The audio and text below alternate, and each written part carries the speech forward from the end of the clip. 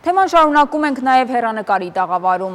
Արամ 3 հայ պատգամավորները ներկայացնում են իշխող վերացական երազանք կուսակցությունը, որքանով է դա նպաստում վիրահայության խնդիրների լուծմանը։ Ինձ թվում է Քրիստինե օրինաչափ է, որ մեր կարգի երկրներում ազգային փոքրամասնությունները ավելի հակված են գործ ունենալ իշխանությունների հետ եւ ոչ թե ընդդիմության հետ։ Եթե ասենք մեր խորհրդարանում լինի եզդի պատգամավոր, իսկ դա իմ կարծիքով շատ ցանկալի կլինի, ապա մեծ է հավանականությունը, որ նա նույնպես ներկայացնի իշխող կուսակցությունը։ Արևմտաեվրոպական երկրներում իհարկե այդպես չէ, բայց դա ժողովրդավարության այլ մակարդակ է։ Այլ հարց է, թե ինչ կարող են անել հայերը իշխանության կողքին։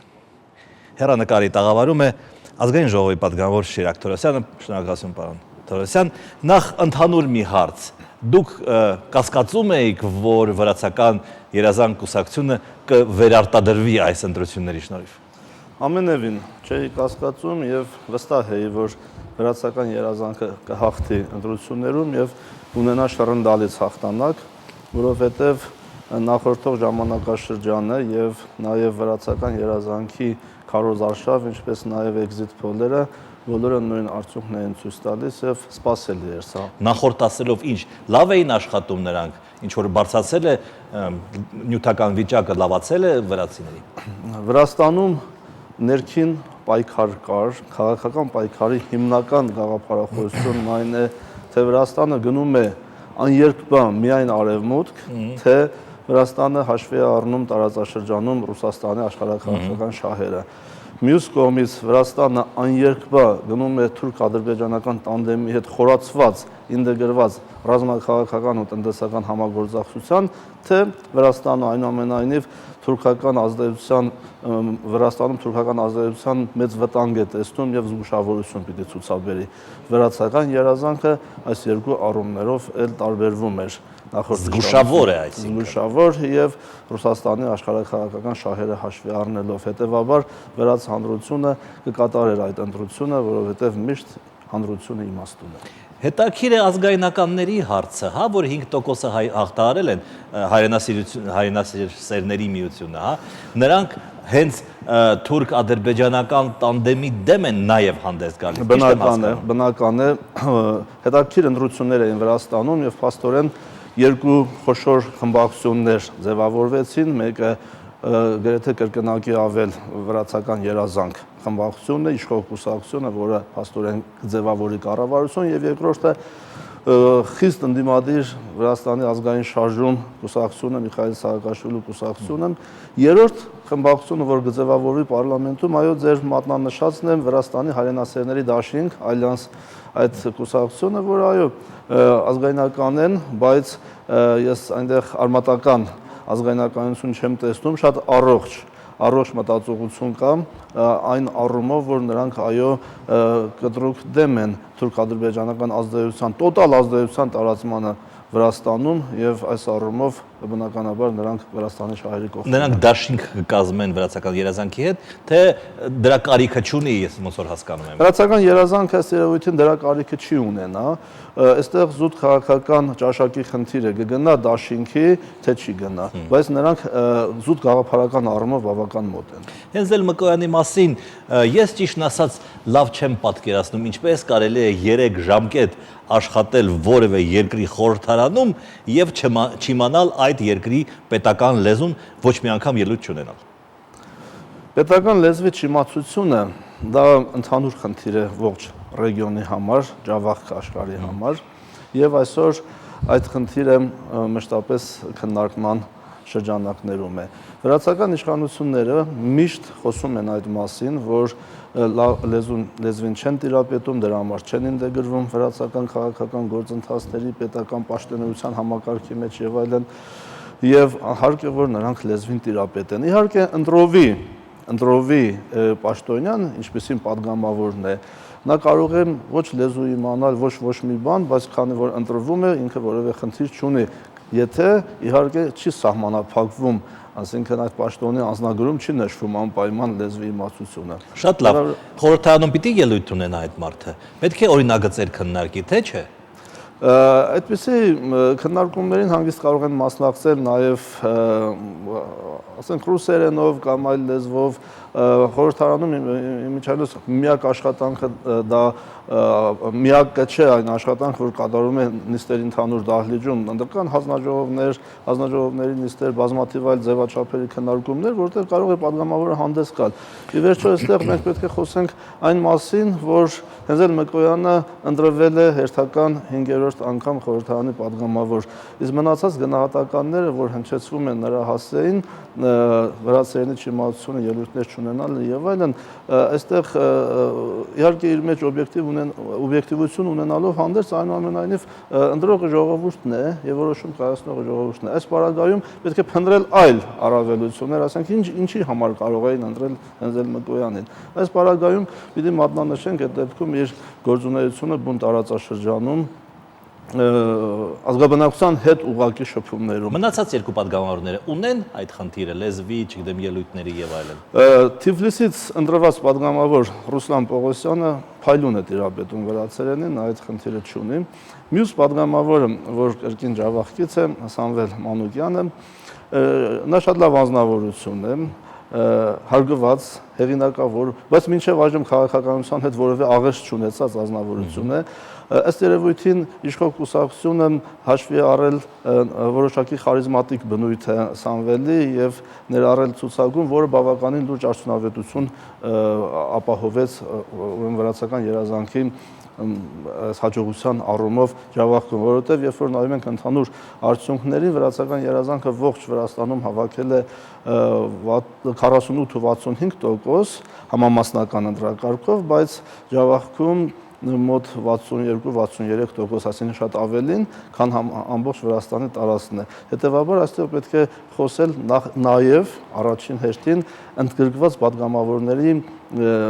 հնարավորությունների մասին, նրանց բերած քվեների առումով։ Այս երեք падգամավորները նախ որքանով են արտացոլում վիրահայերի բոլորի, ոչ միայն Ջավախքի տրամադրությունները, նաև Թբիլիսիում ապրող, հա, եւ որքանով կարող են ներկայացնել նրանց շահերը։ Ռուսլանը Թիֆլիսցի է եւ նա ներկայացնում է Թիֆլիսահայության շրջանակներ, այսինքն նա ըստ երևույթին Ջավախքից դուրս վրացական հատվածի հայությունը ներկայացնում է։ Քանի որ հայահոց տարածաշրջանը դա Ջավախքն է, որտեղ ազգաբնակության գերակշիռ մեծամասնություն 95-6-7% հայեր են, այստեղից արդեն ներկայացված են երկու падգամավոր, մեծամասնական ընտրակարգով Հենզել Մկոյան եւ համամասնական ընտրակարգով Սամվել Մանուկյանը, ովքեր Հենզել Մկոյանը հավաքել է ինքը անձամբ 63%-ից ավել, մոտ 64% ձայն եւ սա նշանակում է, որ նա որոշակի բավական բարձր հեղինակություն ունի ազգաբնակության շրջանում եւ Սամվելը, որի մասին ես ասեցի, ինքը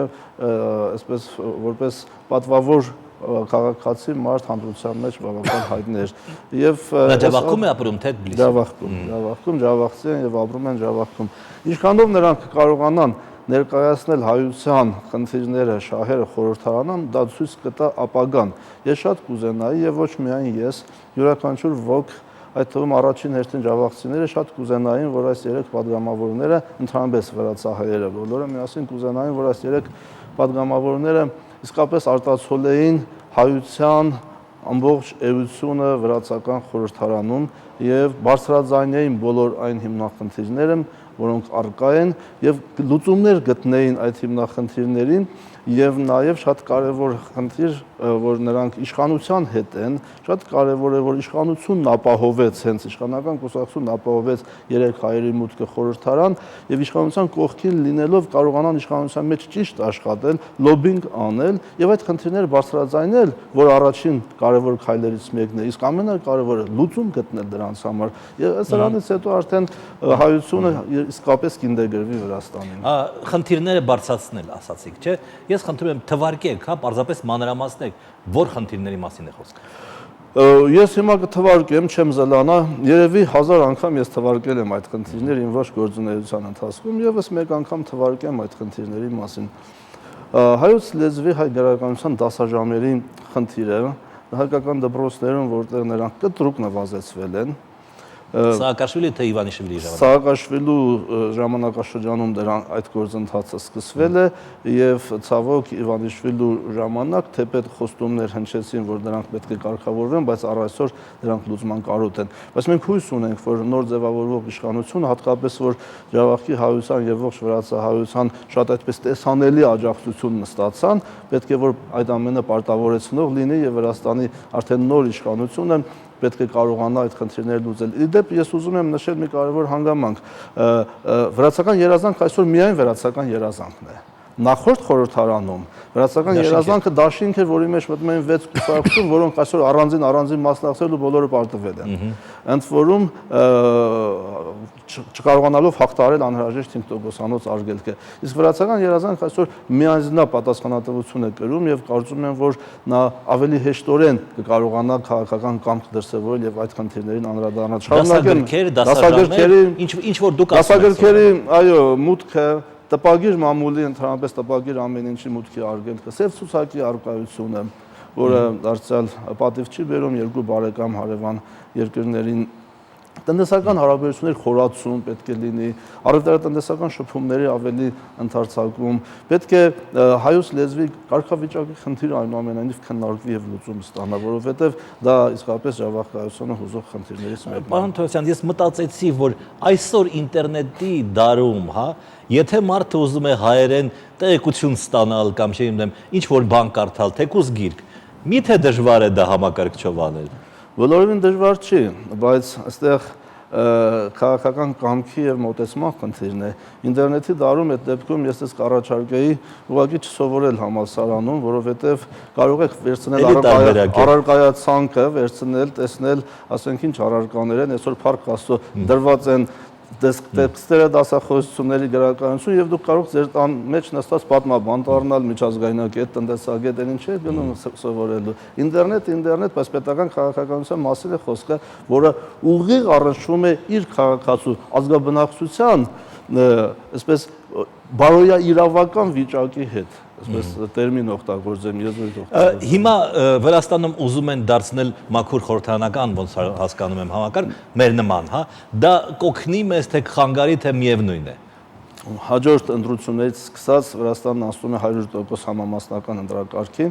եւ այս դեպքում եւ նախագահային գուցե չընտրի այլևս։ Ուզում են այո խորհրդարանի միջոցով ուզում են սահմանադրական փոփոխություն անցկացնել, որպեսզի նախագահը ուղիղ քվեջ ունենա ժողովրդից եւ ասեմ որ դա ճիշտ կլինի, որովհետեւ այստեղ ինչ որտեղ ես նոնսենս եմ տեսնում։ Ուրեմն ուղիղ քվեով նախագահն է ընտրվում եւ խորհրդարանը։ Նախագահի մանդատը շատ ավելի զորեղ է, բայց սահմանադրությամբ նրա լիազորությունները լավ սահմանափակված են եւ վարչապետն է ավելի լիազորությունների տիրապետում։ Այս պարագայում ճիշտ կլինի իհարկե նախագահի լիազորությունները ուղիղ մանդատի տակ այնպես կլինի ինչպես մեր նման մոտ կլինի։ Ես ասեմ որ դա հայության առումով որևէ հայության հետ կապված որևէ բան չի փոխի, որովհետև այն դեպքում էլ կուսակցությունները պետք է ձգտեն անցողիկ հատվածներում դնել հեղինակավոր հայերի, որպեսզի կարողանան հայության քվեն վաստակել։ Վերջին հարցը սև ցուցակների մասին։ Միթե հնարավոր չի մեր վրացի բարեկամներին բացատրել, որ Ջավախքում ոչ մի անջատողականություն չկա եւ որ Հայաստանից ոչ ոք